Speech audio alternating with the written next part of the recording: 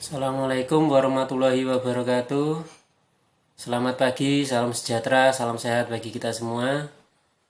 Pada kesempatan kali ini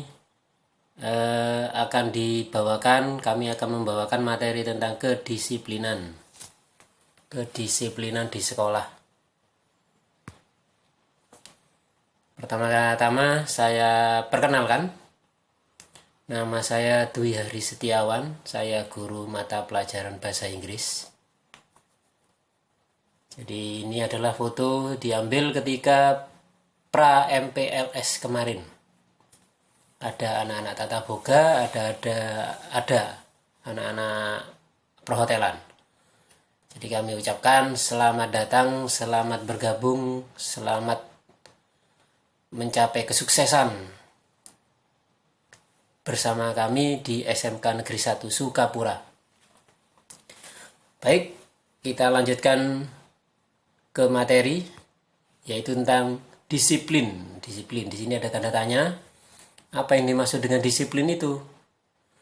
Pernah kayaknya atau sering kita mendengar kata-kata disiplin itu sendiri.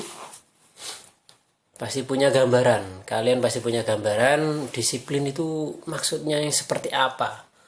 Pasti di benak kalian ada pengertian tentang disiplin.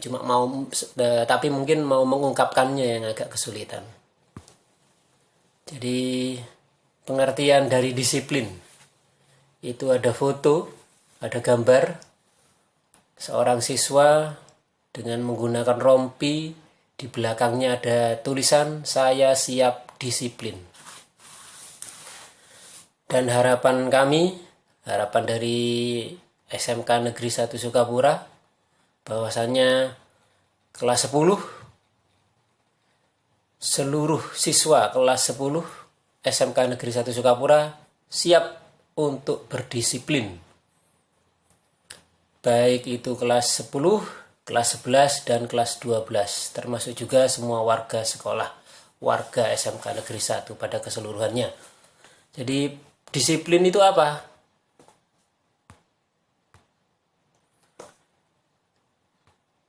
Jadi menurut KBBI itu adalah singkatan. Jadi pengertian ini saya cuma ngambil dari satu sumber. Jadi KBBI itu adalah Kamus Besar Bahasa Indonesia. Menurut Kamus Besar Bahasa Indonesia atau KBBI, disiplin itu adalah tata tertib. Jadi tata tertib di sekolah, di kemiliteran, tata tertib di pekerjaan, di kantor mungkin, atau di rumah. Di rumah bisa juga ada tata tertib, atau di masyarakat. Jadi disiplin itu adalah tata tertib atau ketaatan atau kepatuhan terhadap suatu peraturan, terhadap suatu tata tertib. Itu pengertiannya. Kemudian lanjut, mengapa harus disiplin? Mengapa kita kok harus susah-susah berdisiplin? Ternyata dengan berdisiplin itu banyak sekali manfaatnya dan banyak juga kerugiannya kalau kita tidak disiplin. Saya ambil garis besar di sini, diambil garis besar ada 3. Mengapa kok kita harus disiplin?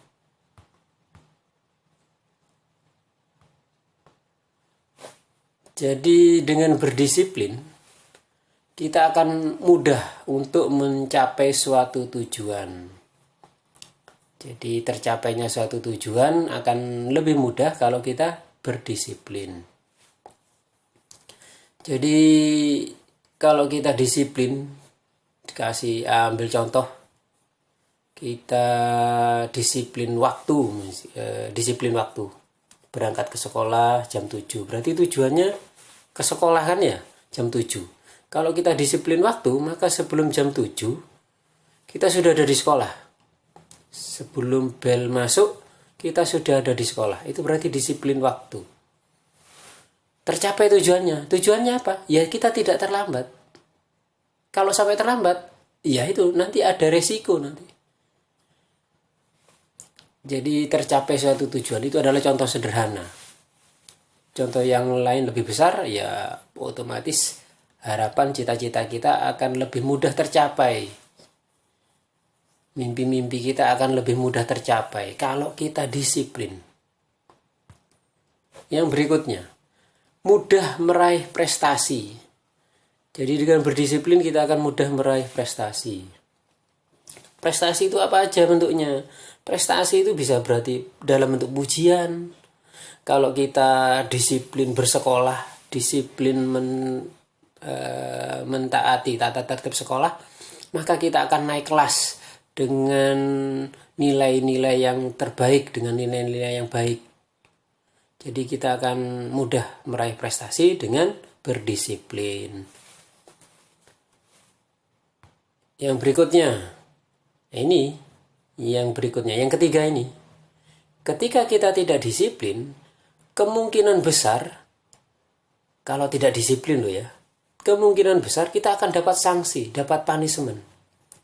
Jadi ketika kita disiplin, kita akan terhindar dari sanksi, dari punishment, hukuman.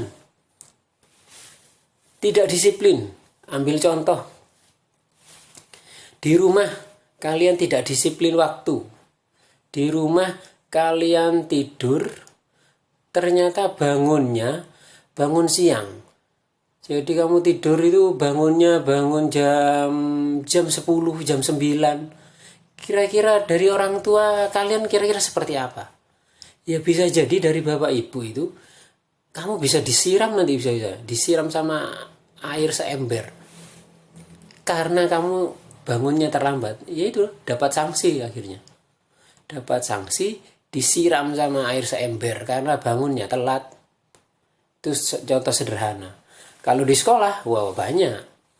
Bangun terlambat, jadi berangkat ke sekolahnya terlambat, sampai di sekolah sudah bel, ya akhirnya dapat sanksi, dapat hukuman. Hukumannya apa? Ya entah itu disuruh bersih-bersih halaman sekolah, membersihkan kamar mandi. Belum lagi nanti rasa malu karena dilihat banyak warga sekolah karena kita terlambat.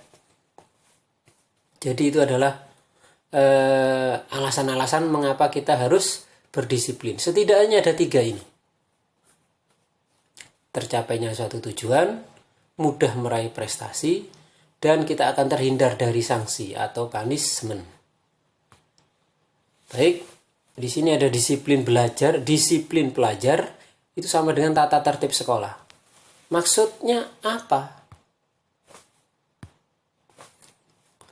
Jadi disiplin pelajar itu, disiplinnya seorang pelajar itu sama dengan tata tertib sekolah. Seperti yang dijelaskan tadi, bahwasanya disiplin itu adalah tata tertib atau kepatuhan atau ketaatan terhadap suatu peraturan, terhadap suatu tata tertib. Karena kita berada di lingkungan sekolah, otomatis ada tata tertib di sana, ada tata tertib sekolah. Disiplin pelajar, ya seperti itu. Berarti kita harus patuh atau taat terhadap tata tertib sekolah. Maksud dan tujuannya apa? Ya supaya tercipta keharmonisan, supaya tercipta ketertiban dan kenyamanan, keamanan di lingkungan sekolah. Tujuan bersekolah, tujuan kita bersekolah, tujuan kalian bersekolah akan tercapai. Suasana sekolah menjadi kondusif, menjadi aman, menyenangkan. Kemudian ini reward and punishment seperti yang tadi sudah dijelaskan di manfaat disiplin. Jadi maksudnya adalah reward and punishment. Reward itu adalah hadiah, punishment itu adalah sanksi atau hukuman. Ketika kita tidak mentaati tata tertib sekolah, ketika kita melanggar tata tertib sekolah, otomatis akan ada sanksi yang akan kita terima. Dan begitu juga sebaliknya, ketika kalian para siswa SMK Negeri 1 Sukapura mentaati tata tertib sekolah, otomatis akan ada hadiah, akan ada reward, akan ada prestasi yang akan kalian raih.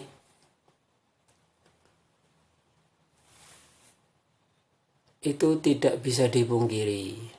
Jadi ada reward, ada punishment. Dan berlaku juga tidak hanya di lingkungan sekolah.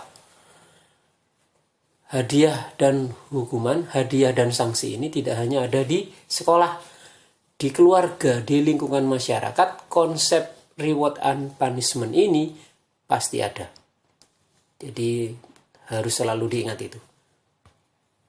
Berikutnya, tata tertib sekolah. Tata tertib sekolah, tata tertib SMK Negeri 1 Sukapura itu tidak dibuat asal-asalan, tapi itu ada panduannya. Tata tertib sekolah di SMK Negeri 1 Sukapura itu didasarkan pada tata tertib peserta didik. SMK maksud saya adalah tata tertib sekolah di SMK Negeri 1 Sukapura itu didasarkan pada buku pedoman, berpedoman pada tata tertib peserta didik SMK yang dikeluarkan oleh Dinas Pendidikan Provinsi Jawa Timur tahun 2018.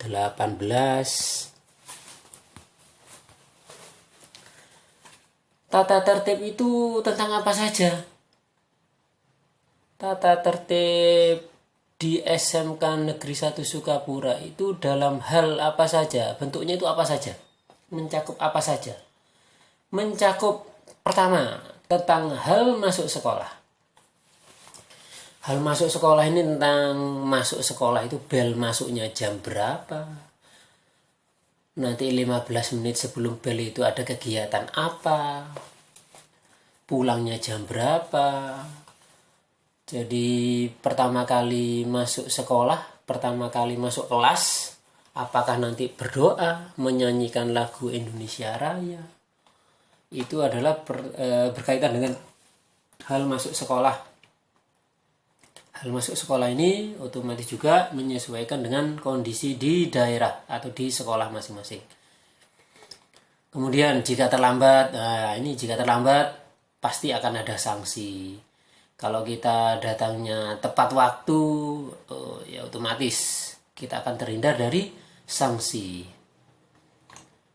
Kemudian itu tentang hal masuk sekolahnya. Yang berikutnya adalah kewajiban peserta didik.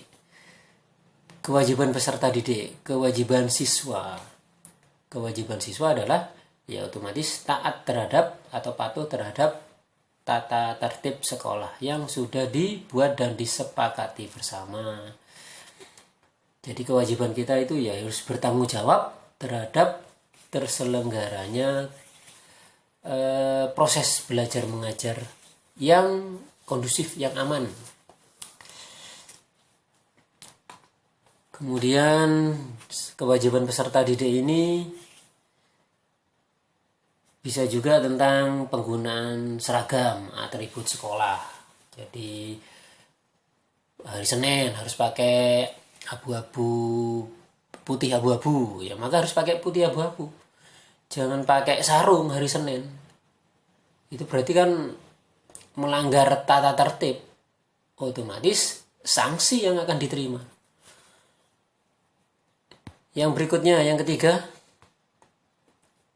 Yang ketiga adalah hak peserta didik. Kalian punya hak. Di sekolah kalian punya hak. Hak kalian itu apa?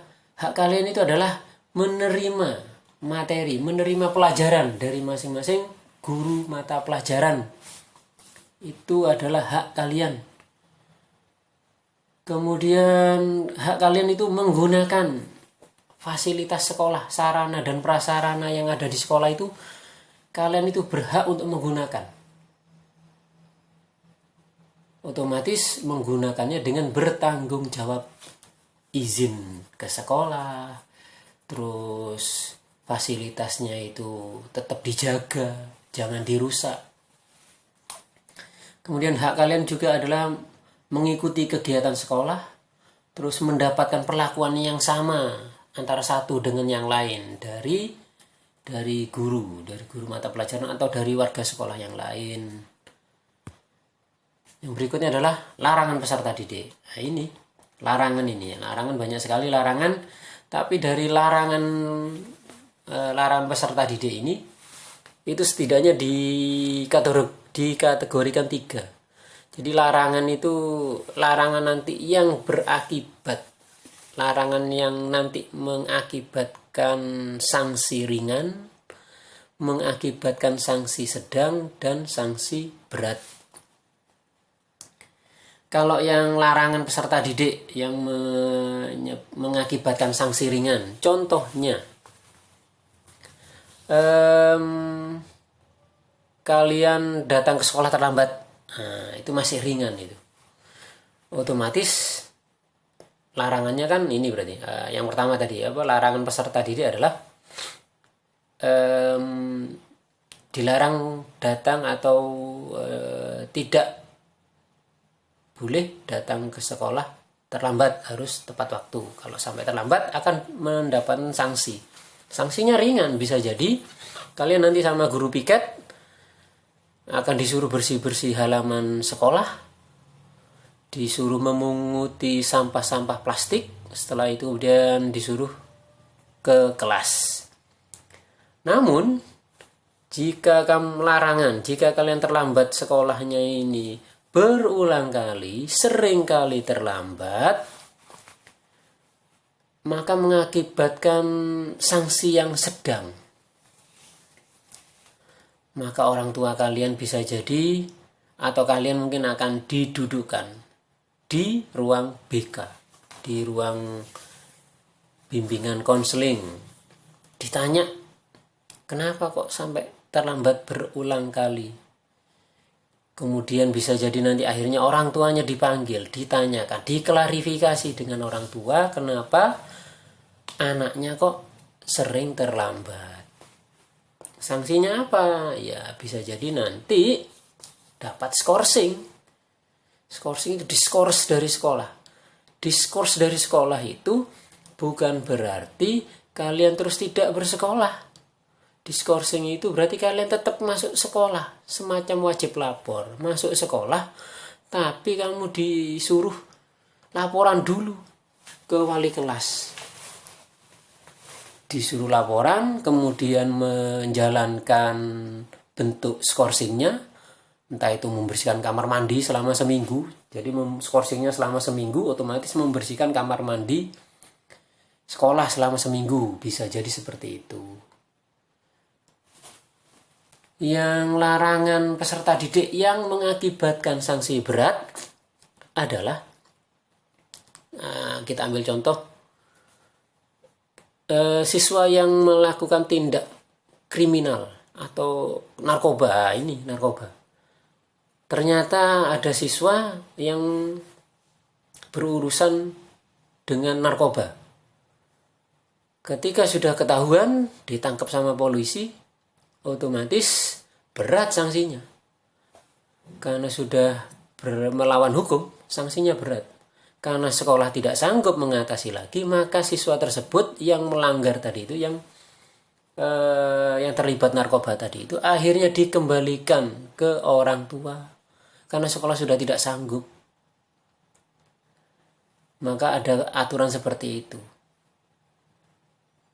Dikembalikan ke orang tua. Itu larangan yang jika dilanggar itu mengakibatkan sanksi yang berat. Nah, ini ada 2 gambar ini. Ada pertanyaan, what do you think? Apa pendapat kamu dari 2 gambar di atas? Itu 2 gambar di bawah. 2 gambar tadi itu diambil dengan waktu yang tidak sama ya. Yang di sebelah kanan kalian itu adalah tahun 2017, seperti bisa kalian lihat di situ. Itu ada bapak guru, ada siswanya juga, posisinya push up. Nah, ini adalah yang mengambil foto saya, yang di sebelah kanan. Kenapa? Itu adalah terlambat. Nah, jadi ketika terlambat sekolah, dapat sanksi dari guru piket. Disuruh push up. Bapak ibu gurunya, si bapak guru itu, itu karena sudah sering fitness, maka dikasih tahu cara push up yang benar. Memberikan contoh juga si guru ini. kepada siswa yang telat. Pusatnya seperti ini ya. Jadi kalau terlambat ini salah satu bentuk sanksinya. Yang di sebelah kiri, nah itu kebetulan artis itu ya, saya yang jadi artisnya. Itu tahun 2019 kemarin. Ternyata ketika pelajaran saya tidur, duduk di depan lagi. Lah gimana terus? Ya otomatis kan melanggar tata tertib sekolah. Akhirnya sanksinya dibangunkan anaknya, ditanya kenapa, disuruh cuci muka, habis itu ya disuruh senam kesegaran jasmani di tengah lapangan. Sanksinya ya akhirnya selain itu akhirnya malu anaknya. Oke, nah sekarang yang tadi dijelaskan adalah ya yang seperti paparan barusan tadi itu adalah disiplin di sekolah ketika tidak ada corona, ketika tidak ada COVID-19. Tapi sekarang semenjak adanya corona, ada pandemi COVID-19, akhirnya ada skenario new normal di bidang pendidikan. Jadi akhirnya tatap muka atau pergi ke sekolah akhirnya tidak ada. Yang ada terus akhirnya ada daring akhirnya. Ada sistem daring. Daring itu adalah singkatan dalam jaringan. Kita mengenalnya dengan online. Ada luring, luar jaringan. Itu maksudnya offline. Offline itu berarti kita ke sekolah. Kita belajar tapi kita sekolah tatap muka. Langsung dengan gurunya. Seperti apa daring dan luring itu? Jadi pembelajaran new normal itu. Kalau itu luring, maaf. Jadi kalau itu daring, belajar online, maka ada fasilitas yang harus kita manfaatkan, yang harus kita gunakan, yaitu antara lain kita menggunakan Google Classroom. Nah, jadi nanti akan dikenalkan, kalian pasti juga mengenal yang namanya Google Classroom. Nanti Bapak Ibu guru di bidang kurikulum juga akan menjelaskan Google Classroom seperti apa. Nanti pertemuannya atau belajarnya lewat Vicon. Vicon itu video conference. Macamnya Vicon itu adalah antara lain Zoom, bisa di Google Meet, bisa di IG itu Instagram. Instagram kan ada yang bisa juga live. Kemudian di YouTube. Selain itu, belajar daring, belajar secara online ini bisa juga melalui WhatsApp, bisa juga melalui Telegram. Itu salah satu aplikasi yang ada di Android. Kemudian kalau luring atau offline itu berarti kita datang ke sekolah, siswa datang ke sekolah. Otomatis ketika siswa datang ke sekolah, maka protokol kesehatan harus diperhatikan. Antara lain apa protokol kesehatan? Kalau siswanya ke sekolah, kalau siswanya belajar di sekolah, maka harus memakai masker dan face shield. Jadi pelindung wajah. Terus pakai cuci tangan. Jadi menggunakan sabun, hand sanitizer, disinfektan harus pakai itu. Kemudian tidak bersalaman dengan Bapak Ibu guru. Tidak bersalaman dengan satu teman, dengan teman-temannya. Jadi cukup memberikan gestur hormat kepada gurunya. Kemudian diadakan memperhatikan social distancing. Jadi harus memperhatikan social distancing. Maksudnya apa? Harus jaga jarak dalam bersosialisasi. Tempat duduknya di kelas diatur tidak berdempetan tapi berjarak. Kemudian kalau istirahat atau ketika ngumpul-ngumpul itu berjarak. Durasi sekolah di masa pandemi ini otomatis berubah. Karena masih belum terbebas dari COVID-19, maka durasi sekolah kalau diadakan belajar secara offline, belajar tatap muka, durasinya berkurang, yang biasanya sampai jam 3:30 sekarang dipangkas jadi cuma 4 jam di sekolahnya. Kemudian supaya nggak lapar, bawa bekal dari rumah karena kantinnya tutup, kantinnya tidak membuka. Karena itu bekal dari rumah harus bawa. Oke, jadi itu pembelajaran new normal. Kemudian yang kaitannya dengan disiplinnya gimana pembelajaran di era new normal ini dengan disiplin siswa, dengan kedisiplinan. Dengan kedisiplinan otomatis karena ini pasti akan sangat membutuhkan disiplin diri sendiri, disiplin pribadi. Kalau kalian tidak disiplin pribadi, otomatis kalian akan ketinggalan dengan materi-materi yang disampaikan oleh Bapak Ibu guru secara daring tadi itu, secara online. Bapak Ibu guru menyampaikan materinya lewat Google Classroom. Bapak Ibu gurunya menyampaikan materi lewat WhatsApp. Tapi siswanya cuma membaca saja, tidak mengerjakan tugasnya. Tidak disiplin, siswanya tidak disiplin dalam mengerjakan tugasnya. Otomatis nanti berpengaruh pada nilai, berpengaruh pada pengetahuan kalian. Kalian akhirnya tidak dapat apa-apa. Kemudian kalau luring, kalau kita tidak disiplin, tidak menerapkan disiplin pribadi yang ketat, kemudian diadakan luring atau belajar di sekolah secara langsung tatap muka, wah ini bahaya. Kalau kita tidak disiplin pakai masker, wah itu akhirnya tidak bisa memutus rantai penyebaran corona nanti. Karena kita tidak disiplin. Yang harusnya social distancing, jaga jarak, karena kita tidak disiplin, ya akhirnya COVID-19-nya itu, pandeminya itu tidak selesai-selesai. Oke, pasti ada pertanyaan juga ini. Pak, saya ada kesulitan kalau daring atau online.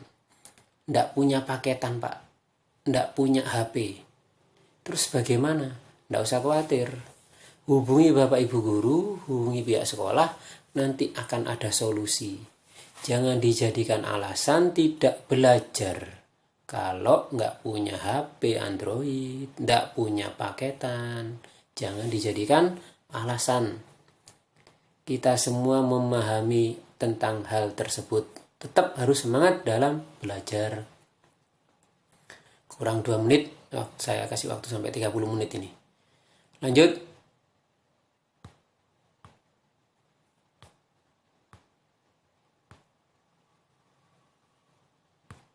Nah, ini ada word of wisdom. Word of wisdom itu kata-kata mutiara. Ini saya harap kalian mengingat ini. Bisa dibaca itu kata-kata kutipannya itu. Itu adalah kutipan dari Bapak Presiden, mantan Presiden SBY. Jika kita keras terhadap diri sendiri, dunia itu akan lunak pada kita. Paham? Jika kita keras terhadap diri sendiri, dunia akan lunak pada kita. Tetapi jika kita lunak terhadap diri sendiri, jika kita tidak keras, jika kita lunak terhadap diri kita sendiri, maka dunia itu yang akan keras pada kita. Semoga kalian bisa menangkap makna dari atau kutipan dari Pak SBY ini. Oke, sekian dari saya. Terima kasih atas perhatiannya. Mohon maaf bila ada salah tutur kata.